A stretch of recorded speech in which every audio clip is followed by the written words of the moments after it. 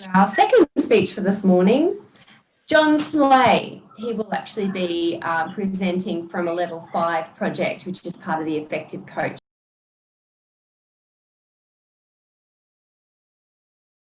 Pathway. The title of John's presentation this morning is Everything I Know I Learned at Toastmasters, part of his reflection pathway today. A little bit about this morning's presentation. Initially, John intended to describe the many valuable and interesting experiences he has had during 4 decades of Toastmasters, but a conversation with a member about evaluation reminded him why he really has kept coming back. I don't know how many times a relatively new member of Toastmasters has said, oh, yeah, look, I don't really know enough to be a good evaluator. And as though you have to have some sort of qualification to be an evaluator. How often do you hear somebody talking and think, I'm just not going to listen? Now, you don't say anything. You just think about the weekend at the beach or perhaps what you can buy your granddaughter for Christmas. Your mind wanders. You make a decision. You see, every time somebody speaks, whether it's as a public speaker or in a conversation, we evaluate them. What the Toastmasters program does is gives us a pretty simple tool to make that evaluation meaningful that will help a whole lot of people.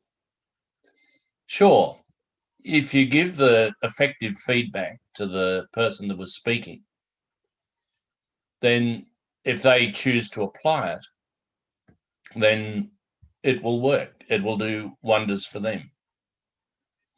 But it also helps us while we are evaluating, if we're consciously evaluating what people are saying and how they're saying it. It helps us when we want to project a message. It helps us identify the techniques that work. The things that go beyond just good into, well, upright, virtuous, worthy, wholesome, beneficial, advantageous, trustworthy. You see, it's more than you were just a good speaker. I can actually take something away from it. And how do you do this magical thing? Well, actually, it's quite simple. The Pathways evaluation form has made it very simple to look at the 3 questions that somebody that you're evaluating wants to hear the answer to. What did you do well? Or, as they ask on the form, you excelled at. What was it that made it interesting to listen to you for that little bit longer? Maybe to ask a question. Maybe to think about how I'm going to apply it myself. That's the answer to the question you excelled at. You may want to work on. Was there something that you were doing that was distracting?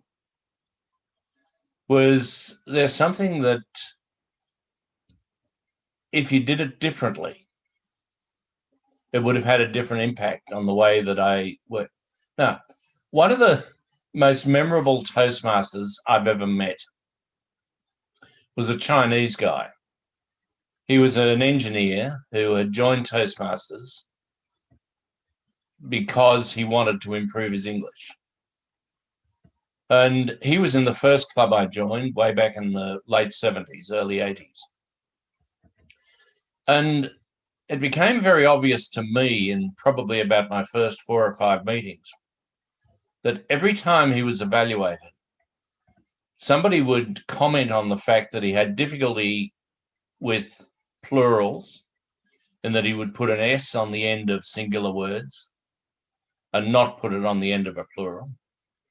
Or some of his words that contained an L, he pronounced as an R, or some that contained an R, pronounced an L.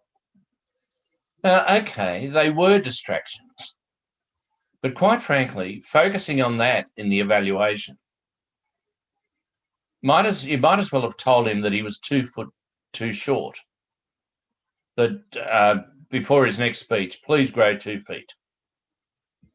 The value of the evaluation was limited. On the other hand, he was providing highly technical information in an interesting way. And there was plenty of useful feedback that he could get.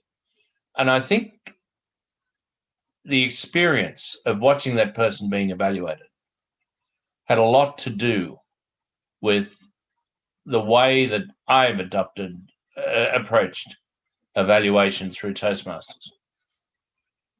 The third question we're asking is to challenge yourself. Now, what are you likely to challenge yourself on? Well, if you flick over the page of the evaluation sheet, you'll see a list of 2, 4, 6, 7 items that's pretty well consistent through most of the evaluation sheets. Sometimes there's an additional 3 or maybe even 4 that relate to the assignment that you're doing.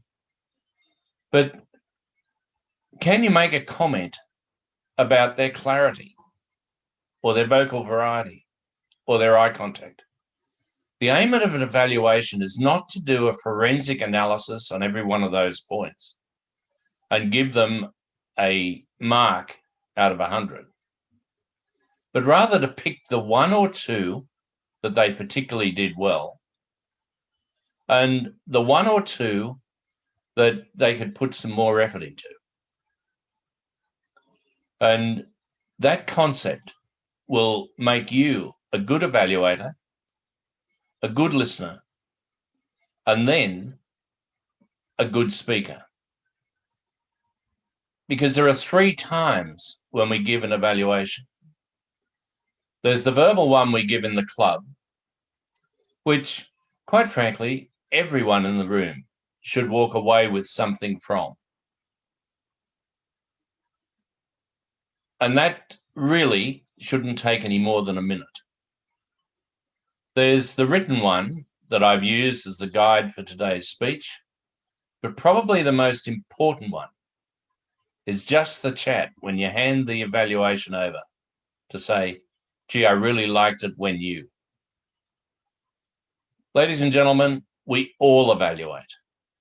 We all evaluate all the time. Using the Toastmasters techniques will make the evaluation effective.